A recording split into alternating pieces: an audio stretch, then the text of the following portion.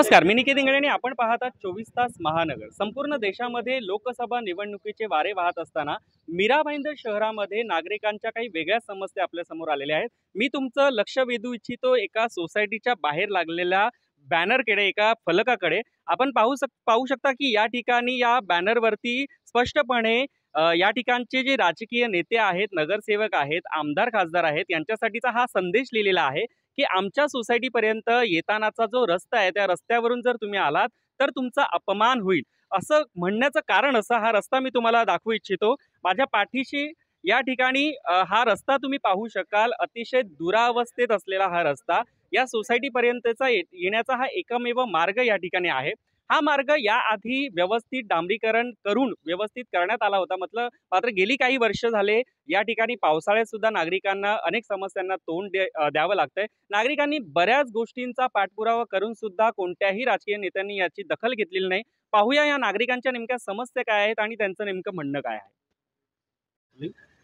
Sir, ये क्या कहेंगे? आपने अपनी सोसाइटी की गेट पर एक बैनर लगाया जो सभी का ध्यान खींच रहा है. एक्चुअली इस बैनर का मतलब क्या है? इस बैनर का ये मकसद है कि हमारे जो एरिया के नगर सेवक, विधायक या सांसद है, उनका ध्यान आकर्षित हो और हम उनकी सुरक्षा के लिए, हम तो आ रहे हैं इस रोड पे, हमारी सामान, हमारे जो लोग आ रहे हैं उनका सामान तो गिर रहा है। मैं ये चाह रहा हूँ कि हमारे जो नगर सेवक, विधायक या सांसद हैं, उनका सामान इस रोड पे चल के आके न गिरे। मैं उनकी सामान की रक्षा के लिए ये लगा के रखा है, क्योंकि ऐसे गंदे रोड पे आएंगे तो उनका ही सामान गिरेगा। तो मैं उनके सामान की रक्षा के लिए हमने रिक्वेस्ट की है। इतने सालों से आप इस सोसाइटी में रह रहे हैं, तभी भी यही दुरावस्था इस रास्ते की थी? नहीं, पहले से हमारी जब बिल्डिंग बनी हुई थी 90, हम लोग ने 2007 में आया। 2007 में ये बिल्कुल अलकतरा से कोलतार का बना हुआ डांबरीकरण हुआ था।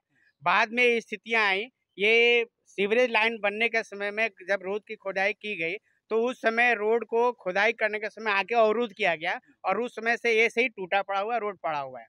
हमारे नरेंद्र मेहता जी ने कुछ काम किया इसके लिए, जैसे गटर का काम उन्होंने पुलिस लगा कर रखा, पुलिस को खड़ा किया और गटर काम करवाया, परंतु इस रोड के लिए उन्हें 3-4 बार नारियल फोड़ा, ये रोड अभी तक बना नहीं।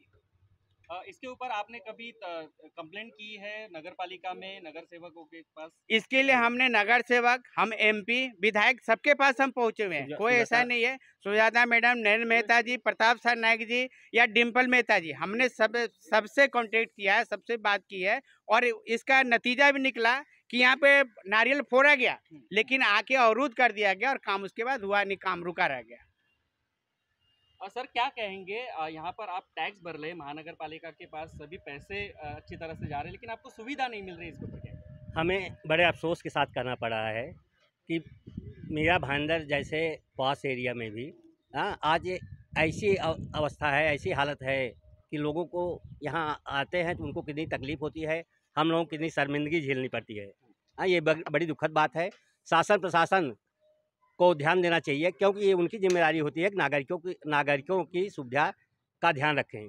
ये कई वर्षों से ऐसे ही रोड की हाल चल रही है। बारिश के समय ऐसा हो जाता है कि बहुत सारे लोग इस पर उनका एक्सीडेंट हो जाता है, गिर जाते हैं, हाथ पैर टूट जाता है, लेकिन ये चल रहा है सब। तो ऐसे जगह पे, ऐसे समय पे ये कहना बहुत ही मुमकिन है कि ये तो कोई नियम कानून है ही नहीं लगता है।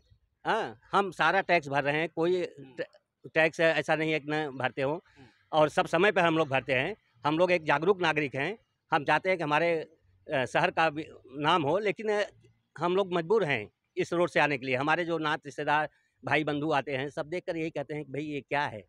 हमें बड़ी शर्मिंदगी महसूस होती है और शासन प्रशासन से हम लोग यही बार बार कोशिश कर रहे हैं कि वो इस हालात को सुधारें ताकि नगर की इज्जत बनी रहे।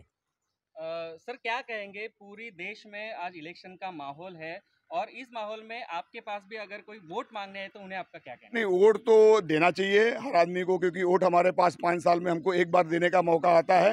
वोट तो हमको करना ही चाहिए। रहा सवाल कि हमारी जो समस्याएं हैं जिसके लिए हम लोग लड़ रहे हैं आज बरसों से, कम 12 से 15 वर्ष से हम लोग बरसात के अंदर, ठंडी के अंदर, गर्मी में, आप अगर कैमरा से घुमा करके देखेंगे तो ये रोड पे बीएमसी वाले आकर के साफ भी नहीं करते हैं। उनके लिए स्पेशल उनको बोलना पड़ता है, जो कि रोड पे स्ट्रीट लाइट लग चुका है, रोड एक बार बन चुका है, गटर बन चुका है, तो इससे यही मालूम होता है कि शासन और प्रशासन दोनों की नाकामयाबी है, जिसकी वजह से हमको झेला जा रहा है। या हो सकता है कि हम लोगों के ऊपर उनका ध्यान ही नहीं जाता है, या उनको लगता है कि हम लोग मीरा भाईंदर के रहवासी है ही नहीं है। इतना अच्छा सुंदर शहर है, हर गली गली में रोड चमक रहा है, गवर्नमेंट इतना अच्छा काम कर रही है, लेकिन एक 100 मीटर के लिए हम लोगों को पिछले कम से कम 12 से 13 वर्षों तक परेशान किया जा रहा है। अब इसका रीज़न तो शासन जाने और प्रशासन जाने।